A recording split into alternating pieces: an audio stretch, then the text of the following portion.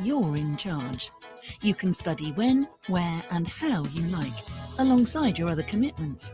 You set your own study timetable.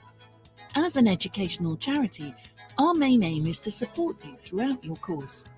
Start by choosing the course you want to study, then enrol online or by phone. Our experienced and friendly course advice team are here to advise you. Remember, NEC is here to help you achieve your goals.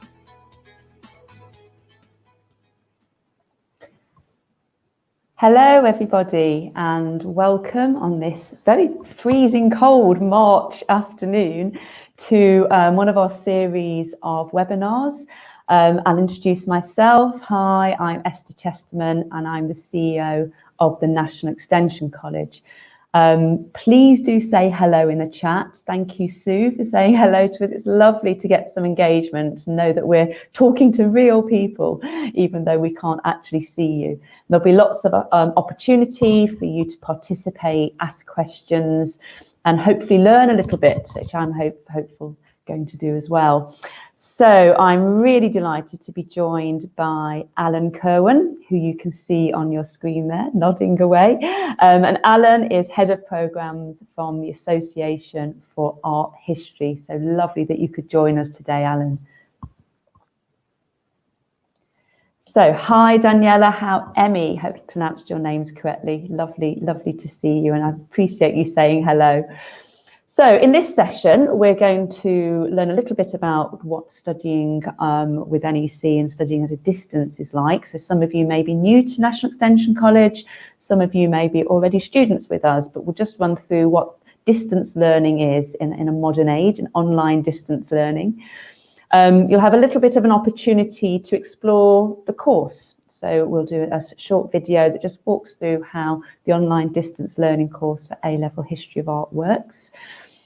And then Alan's going to take you through what sort of career you may be thinking about or may not have thought about, where history of art and the study of history of art could take you. So hopefully that's what you think you're going to be doing today. Hopefully that's what Alan thinks he's going to be doing today. So if that's okay with everybody, I'll get started. So as I said, National Extension College, we're an online distance learning college. Online distance learning means that you learn at your own pace, in your own time, and in your own space, wherever that space may be. And we're a charity, so we're quite mission driven. And part of our mission is to really ensure that as much as possible, anybody can access a qualification, whatever their context and whatever their background. And we're really sort of advocates for lifelong learning. So lifelong learning can be full or part-time, it can be home-based, and there can be a variety of reasons or motivations why somebody does need to study at a different part of their life or in a different way. Our learning is very flexible, so it offers the opportunity, if you have other commitments in your life, to enable you to pick up your study at a time during the day or night that works for you. So the benefit of studying at a distance and an online distance learning, it puts you in control of what you want to do and how you want to study and the sequence of study, what sort of activities you like to study. And you can actually design that yourself in a way by just working through a course in a way that works for you. This is our 60th birthday, not me personally, I'd just like to add, but as a college, we've been around for 60 years. So we've got lots of exciting plans around how we're going to celebrate that. But that gives hopefully assurance to you that we know what we're doing. We've been doing it for a long time. So we know how online learning design looks, and we know how distance learning should be. So we ensure that our courses are only designed by subject experts, and we work with subject associations, such as the Association for History of Art, because that's really important for us to make sure we have a really good subject expertise in the base of our courses. We have only qualified teachers who do our tutoring, so they're teachers who are currently or have worked in schools. they understand the subject well. So, A-level History of Art. This course has now been running for about 3 to 4 years now. One of our most popular, and we were really excited when we launched it and to work with Association for Art History to enable it to reach as many people as possible. So I'm just going to play a little video now, which was our launch video a few years ago. I'm sure Alan knows some of the people who were involved in that video and who were involved in the launch of our A-level. My ambitions for the project to launch the A-level in art history is that young people get an opportunity to do a subject that I never got the opportunity to do. It shouldn't be about restricting it to the schools that have the ability to offer it. We should enable young people right across the country. And when I say young people, I actually want all people to have access to my subject. Some of the best students I've taught over the years I've been at Leeds University have been return to learners. And I think, you know, the question I always get asked at open days by parents and by students is, how do I get to study this? And this new opportunity through a digital A-level will enable that. And the way that we teach art history now, whether we're delving into Egyptian mummies to Renaissance, altarpieces, through to portraits, through to all sorts of images, etchings, prints, all these things, all this image culture, we are looking at it in terms of history, but we're also looking at them because we learn from that discipline of how to read images, which enable us to see in our own societies things that become invisible to us, sometimes even when they're so visible because the images are all around us. Thank you. The most interesting thing I learned from the talk was about how subtle details in art can mean and represent so much. I think studying art history is important because it expands your knowledge on not just things that are happening in the world, but things that have happened before and how they were represented in paintings. Art history is incredibly relevant in 2020. You know, in the world that we live in, we're increasingly seeing the world through visual image. I think about my own daughter. She's 15 and she communicates constantly through Instagram, through Snapchat. And what I think is really important is she needs to understand how we read an image. And that's what art history does. So that when we are being given pictures of politicians, pictures of events, and we're told this, how do we know that? How do we ask those questions of images? So by looking back at the history of art, we can learn about the future of images. So that was from our launch video, and you heard a little bit there from the people who were involved in the development and launch of the course right at the beginning. Just to pause here, if you have got any questions at all, please do type them in the comments. I'll finish at the end of our section before I hand over to Alan, and if there's any questions specific to us as an organisation or what you've seen up to that point in the presentation, please do type them and we can answer them then. If they're more broad and relate to the subject of art history and the study of history of art, then I might wait till the end until Alan's free to answer those, because I'm not an expert in the subject. So hopefully Alan will be able to answer those for you. So the video you saw a minute ago was about the expansion of the subject, making sure the subject is available for all.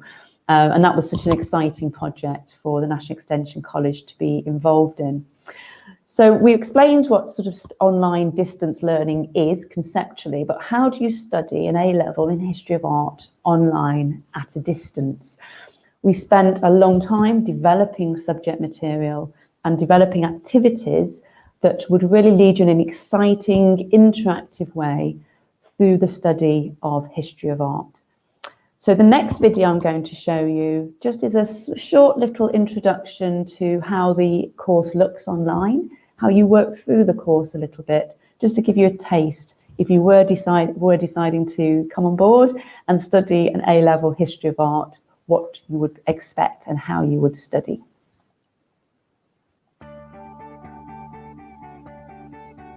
Welcome to this walkthrough of NEC's online A-level History of Art course, developed in partnership with the Association for Art History. When you open your course in Learn at NEC, you will see the course companion, a list of forums, plans, guides and support that are designed to help you with your studies. This page also contains links to all of the sections of the course with summaries of what you will focus on in each section. Click Section 1, Visual Analysis, Painting. This landing page will list the section topics with a progress bar for each. Let's go to Topic 2, Genre and Subjects. You can scroll with your mouse or navigate using these handy markers in the sidebar.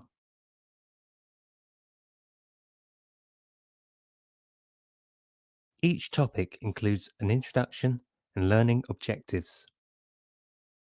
This course provides you with all the information you will need to prepare for an A-level History of Art exam, including engaging images and prompts to make you slow down and take in important points. Click on Study Hints to read additional notes that will help you progress through the course in the most efficient way. Throughout your course, you can input text and save to receive feedback and discussion points. The answers you submit are later available in a printable PDF. There are videos throughout the course where you can learn more about the topics from subject experts. There are short quizzes and drag and drop activities to help you test your own understanding of the material. You can check your answers, reset for another try, or reveal the solution. Image galleries throughout the course give you an opportunity to compare images around a theme. Simply use the arrows to navigate. The summary at the end of each topic provides you with a checklist of what you have learned so you can see your progress throughout your studies. Not sure on an item? You can always revisit the topic. Assignments are made available in each section on the main course page. The assignment is provided as a downloadable and printable PDF. Completing these assignments throughout your course gives you the best chance of success. For assignment feedback, tutors can point you in the right direction and help you make improvements to your work.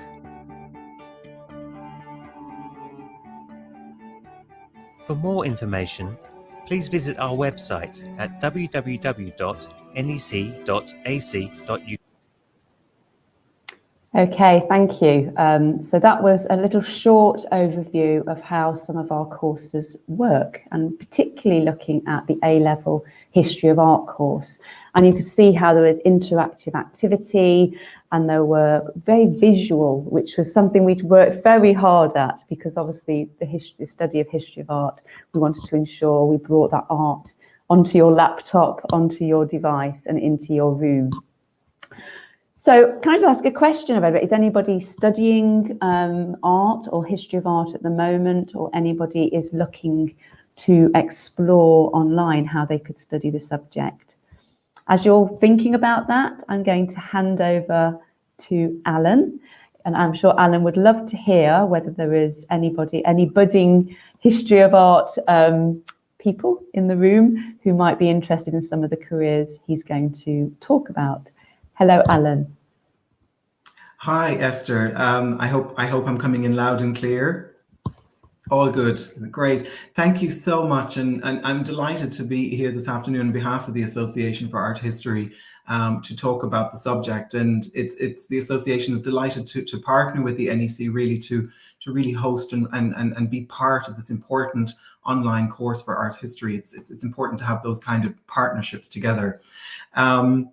And do please, as Esther was saying, if there are people listening in, if you're studying it, if you're thinking of studying it, because I'm very conscious that we have people here who maybe are maybe on the verge of maybe applying or thinking of doing an art history course, do drop any comments you might have in, and we can come back to them. But my name is Alan Kerwin, and I'm the head of programs at the Association for Art History. And I obviously studied art history. I did it as a joint subject with history. And being head of programs at the association, you can imagine I'm going to be quite positively biased towards the subject. So in my very brief presentation or overview to you, I kind of wanted to break what I talk about into two sections. The first section picks up a little bit about what Esther has mentioned already, the importance of art history as a discipline and as a subject matter, why it should be studied and what it means, what it can mean to you. The second part then I will move into more the career options that you can have if you have studied the subject and some things that you may not necessarily have thought about. But I suppose you may have heard the phrase, it's often used, the phrase about education, that education, particularly education in the humanities, is not just about holding down a job, but it's also about holding a conversation. And art history certainly can help you do that in terms of putting across a point of view or a perspective, or bringing together a lot of information and holding your own in terms of formulating an argument. That's because art history, it is really, as I call it, it's a discipline of analysis, and that is visual analysis and it's contextual analysis, and all that together means that you're basically being equipped through an art history degree and the way you think with critical thinking skills. And that's probably something you've already come across for those of you who are studying the subject. And I wanted to really illustrate that point with the two visuals that you see on the screen, two works that I particularly love, but they also make the point that I want to talk about. So for instance, looking at Caspar David Friedrich's Wanderer Above the Sea of Fog, or Monet's La Gare Saint-Lazare, maybe if you didn't have a background necessarily in art history, or you hadn't looked into it, you may look at this and at a very, I suppose, basic level, describe Friedrich's work as a man, possibly in a landscape, looking into a bank of fog. It may not necessarily go deeper than that. Someone may say, maybe it's he's in a mountainous area. Similarly with the Monet, people might look at this who haven't looked at the visual language of art history or the semantics of it, and say, well, it's a train station, it's a foggy train station. And both of those descriptions are not incorrect. They are accurate. But of course, for you as students of art history would know to look at the Caspar David Friedrich other layers. You would know that that painting is one of the highlights of the Romantic era, which really saw a substantial break with the Enlightenment period 100 years previous to that. And that the importance of that painting for Friedrich was suddenly putting man back in his place as just a little element of nature, a part of nature, whereas the Enlightenment period had seen it as much more man controlling the world, man as the center of everything. And that's quite significant for us today in a contemporary sense, because it links the idea of Romanticism, Caspar David Friedrich's paintings, to the eco art of the 1970s and land art of the 1980s. And it connects us to our own concerns today with kind of our relationship to climate change and to nature.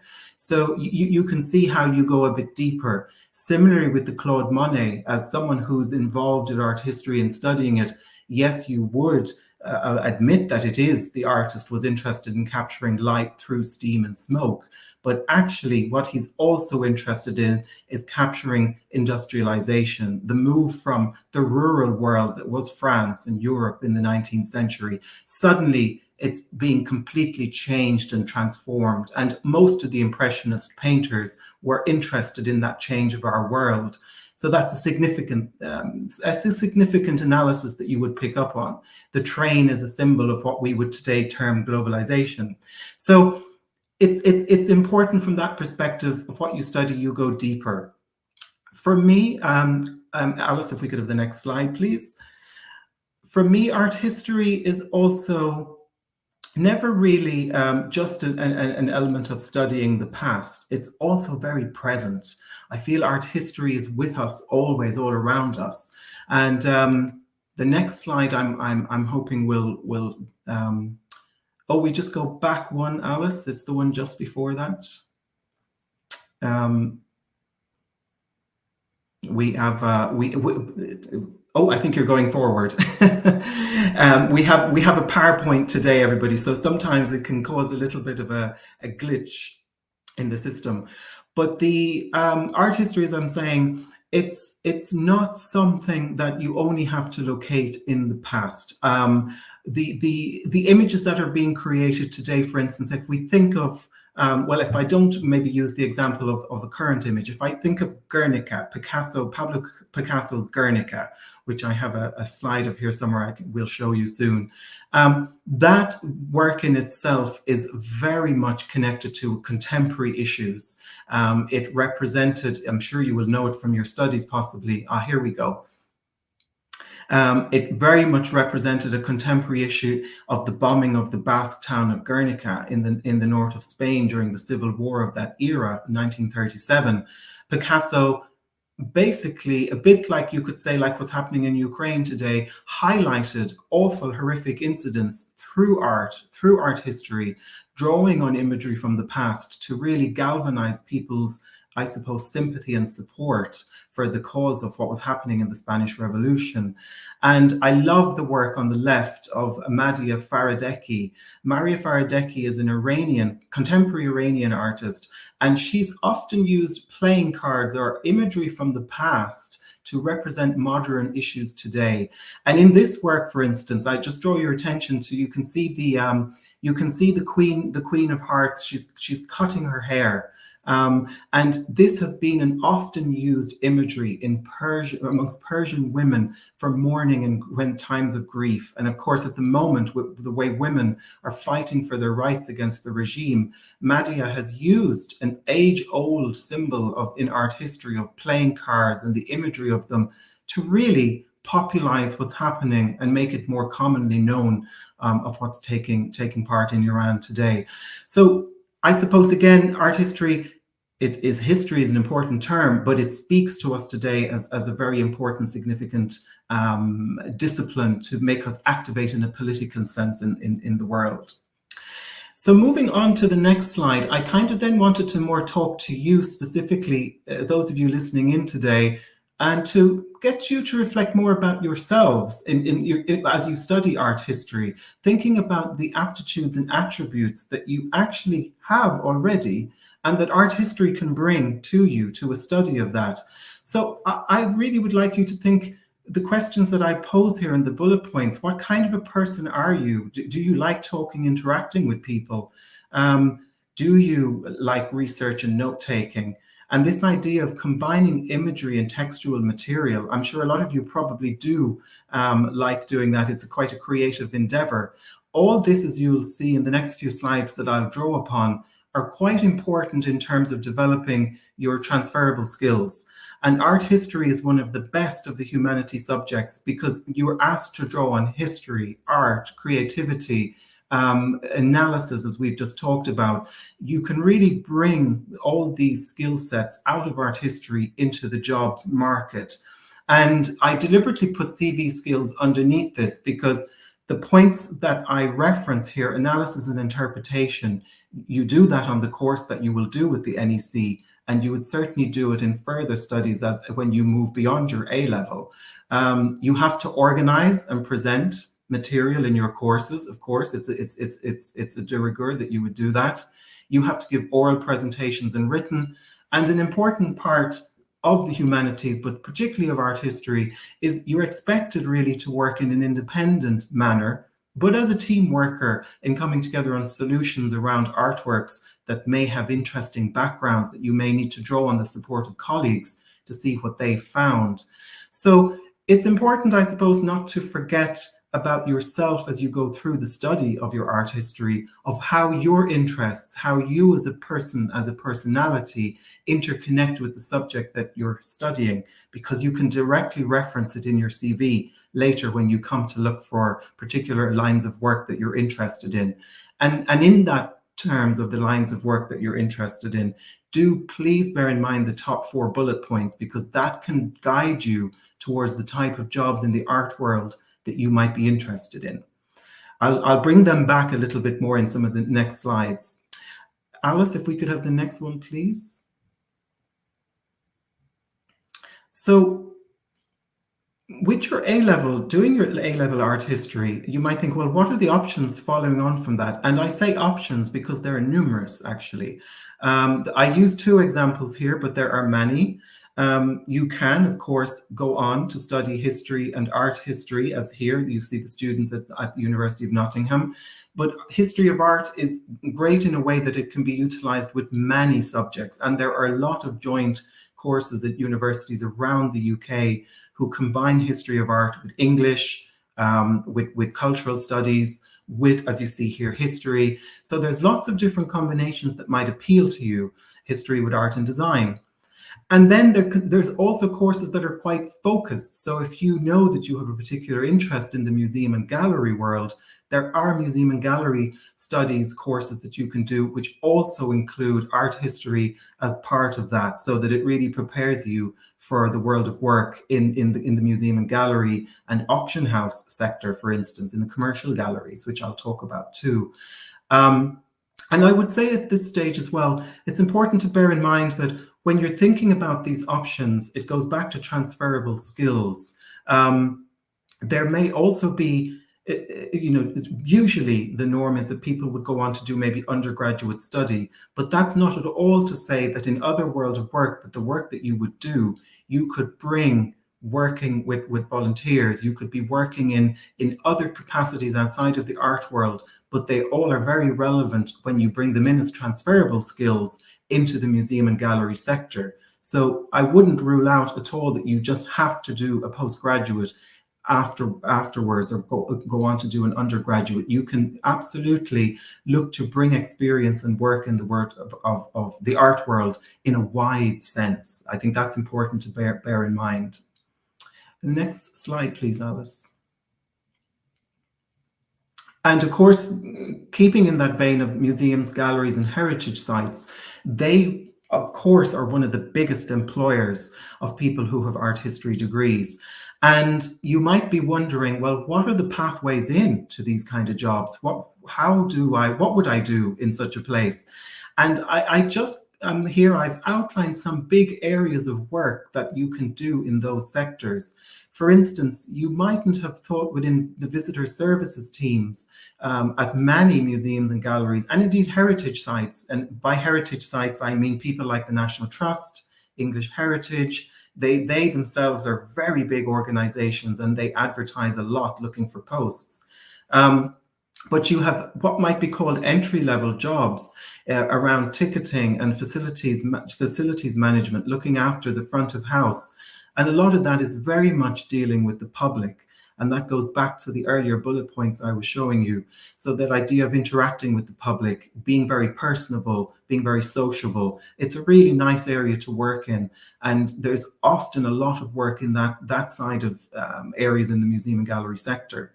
And also areas like human resources, you mightn't have thought about, but these places do need to hire people, and they do need to do that. So it's bringing a business skill set to the arts world that is also quite important. Interpretation and learning, then, you may find that you really like trying to, I suppose, put across or interpret, as we would say, the material that you see in art history. And that could be in a painting. It could be in a three-dimensional piece of artwork. It could be in a print or photograph. And you might find that this is more appealing to you. And you would find yourself moving into the line of work such as learning and programming, curators and assistant curators. And a really big area of work in the past 10 years in this sector has been community engagement. So there's a lot of new roles about people based in museums, galleries, arts venues, who are working maybe with distinct communities and making them feel welcome. And maybe in some ways you may feel empowered to work in that because you may come from a specific community yourself and feel that you can really bring a lot and speak, not on behalf of those communities, but that you know the lived experience of those communities. And that's a very important skill set to have. And so the whole area of interpretation and learning is vast, and I would advise you to maybe look into that. I'm sure some of you have already. Tour guiding is always a very good first step into this world, into the world of arts. And most places are always looking for tour guides. And the good news is usually it's paid. That's an important thing to say. So, voluntary is okay if it's part of getting an assessment for a unit of work study you're doing in college, or if you're doing it as part of an A-level or undergrad. But really, most places now do offer a fee, and they do pay, and it's the fair thing to do, I would say. Next slide, please. And staying again with this area, you might then, maybe if you didn't find that you were so much of a people person, that you were more back of house, and that you kind of are more happier working on your own, collection management and conservation are also big areas you could consider with an art history degree. Collections management, what that means essentially is, yes, you are looking after objects, but often it's looking after databases. You're archiving the material, you're writing condition checks of how they are. You're often, in a case, you're looking at spaces to look after and preserve them. So it's very physical work in a way. Conservation is a bit more detailed, and with conservation, really, you would go on to do a postgrad in most cases, working with conservation, as it can have often a scientific background. So if science is another area you're interested in, conservation could be for you, particularly if you're interested in chemistry or physics. It's a nice combination with art history. And marketing and communications is one that often a lot of people favor and like, because it's very visual. It's very much taking an idea and running with it in the public domain. And here, for instance, I use an example from it was the Imperial War Museum when they recently opened, and their marketing team did a fantastic job on the London Underground, where they displayed in lots of stations imagery of today, a photograph of today. You can see people on the staircases, but it was reflecting these historic photographs of how people took shelter during the Blitz.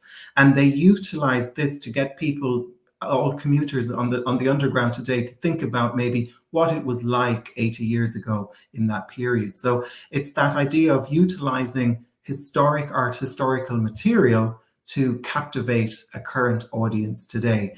And if you're very good at looking at this idea of combining text and historical imagery with contemporary issues, marketing and communications really could be a sector for you.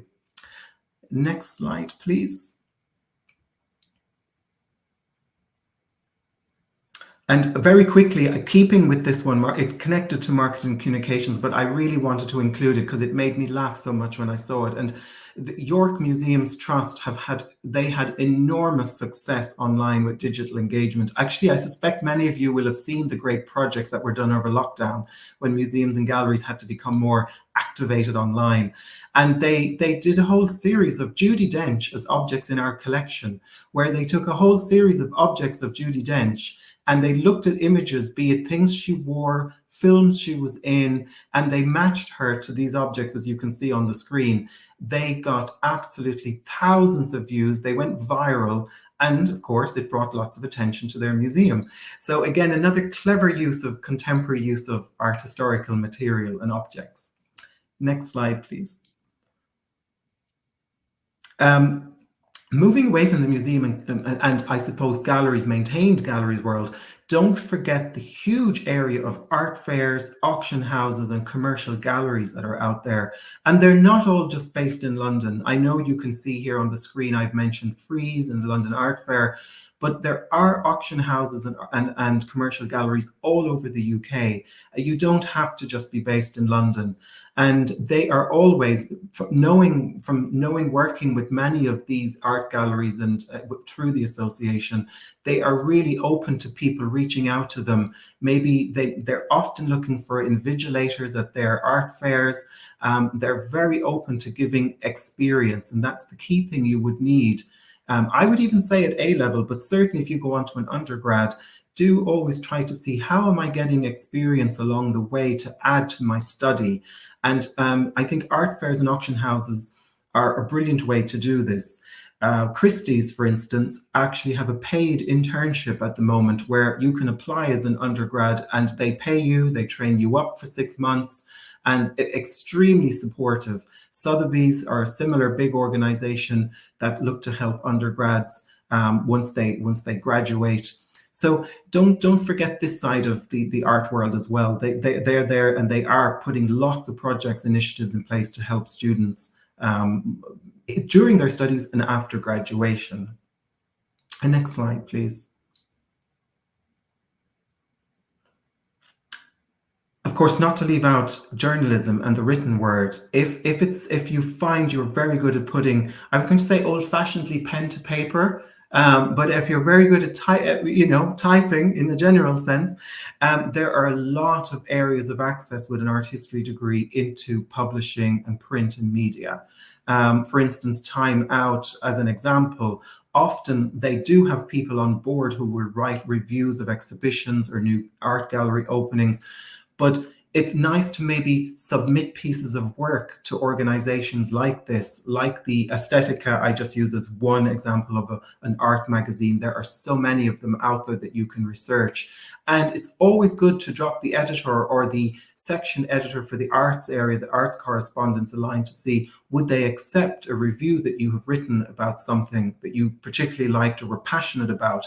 And often they will come back to you with kind of supporting comments and feedback on your piece of text, and in some cases we'll publish it for you. So it's always interesting to reach out to these people and certainly be aware of the style of writing. Some of it is art criticism, so they're having a particular point of the art that's on display, and that's an area you might like to go into. Then there's also just review, which is a little bit different. So the area of media, and that's to say nothing of online and TV. There's also a lot that's done now via podcasting that might interest you. And although blogs are going a little bit out of fashion, they are still popular to get people's attention, because you can show people your ideas, your thoughts, your musings, and it's useful to send a link to people in media and journalist outlets who can see the work that you've been writing, which is a really good way to, I suppose in a way, it's kind of setting yourself out from the crowd. You're showing why you're that bit different from other candidates. And the next slide, please, which I think may be my last one. Oh, second from last. Going back really to the interpretation education side of things, of course, a direct route for many people once they do art history is they go on to be primary. If you have an art and design background, you could go into primary and secondary education. In secondary schools, of course, there are distinct art history teachers who work with different classes at that point. So you may want to stay within the formal education sector. And certainly then, I've already mentioned at third level, there are art history departments at colleges and universities all over the UK, and you may want to go on and after your undergrad do a postgrad to work in the third level sector. Often it's possible to work there as a lecturer without a postgrad, but it's kind of more the norm to go on. And the next slide, Alice. And finally, just really my last slide was to, as you're thinking, I know you're at the early stage at A level, but it's always worth having a look at organizations like this, the Museums Association, ourselves, the Association for Art History, and particularly Leicester, the Museums Jobs Desk, to see what's being advertised, what's the title of the roles that are being put out there.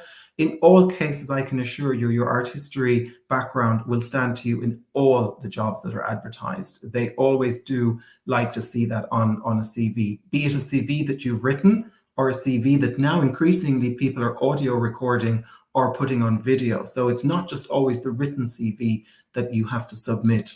The Museums Association is also another good place, and all of them have excellent online websites. So it can help you determine what area of the arts you might like to go into after your study, looking at the different job titles that you see there. So on that point, I will stop and see if there's any questions, and I will hand back to Esther. Thank you so much, Alan. Really interesting. I also loved the art of Madea. Is that how you pronounce it? Madea, yes. Madea, yes, playing of brilliant. And I really loved the connection you made to contemporary political issues through the sort of the lens of art. Really fascinating. And thank you for raising those elements around paid internships that Christie's and other organisations do. So really full of information, and I'm sure those who have been listening intently will have gained some sort of nuggets of knowledge from that, and some sort of next step ideas as well, which is wonderful. Daniela, thank you for sharing that you're studying art and art history at A-level. There may be something in the presentation that Alan did that made you think about your next career. And those other people who are listening, if there's anything that you'd like to ask Alan, specifically about the study of the history of art, or about careers that you can move into, perhaps some that you're thinking of that haven't been mentioned, then please do write a question, and then Alan and I will try and answer it for you. While you're thinking about that, Alan, what sort of events, or are there any other areas that students can engage with the Association for Art History? Yes, well, actually, our annual conference is coming up in April, not so far away now, mid-April, the 12th to the 14th. And we are actively looking around to see if there's students who might like to assist on those days and get some experience of an art. It is a flagship event on behalf of the association. So if anyone listening would be interested, and we have, we pay expenses, we can pay you for your time, and you get it will be at UCL.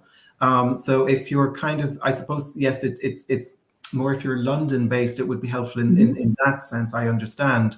But do let us know, because you get to meet people who are studying, other people studying art history, undergrads, postgrads. You get to meet lecturers.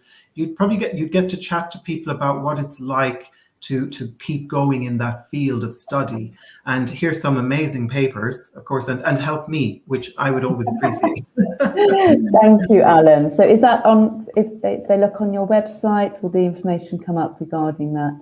Yes, or if it's a thing anybody directly wanted to contact me, I can give you, it's Alan at forarthistory.org.uk. Maybe I can put that put my email into the chat, and people can take it there. What a great opportunity, and links in, as you say, to gaining experience. And really, I say to one of my children at the moment who's looking at what career, just going and talking to people who are working in that sector is fascinating, because you get some ideas of jobs you didn't even realise existed sometimes, don't you think, oh, that's me? And as you said at the beginning, working out your skills, things that you enjoy doing, not particularly in a sort of job specific way, and then looking at how you can match those. Totally. I know a lot of people don't like the phrase networking. It can seem, oh, how do I do that? It's a bit hard. But maybe don't see it as networking. See it, as you've said, as just having a chat. And people in the arts world are very open and friendly to, and particularly for people trying to get their foot on the ladder or get into the whole sector. They absolutely don't mind being reached out to, be that email, in person. So I think that's a good step to do. And it's having a sense of having it's never, I suppose the other thing I would advise people is, it's never just straightforward. It's never just A to B to C. It's kind of a zigzag career. It's a very competitive area to work in, I will say that. Because people see it as creative, they see it as kind of affirming. There's a lot of competition, so you have to be quite resilient in terms of that. So don't feel too down if something doesn't go your way on the first application or the first call out.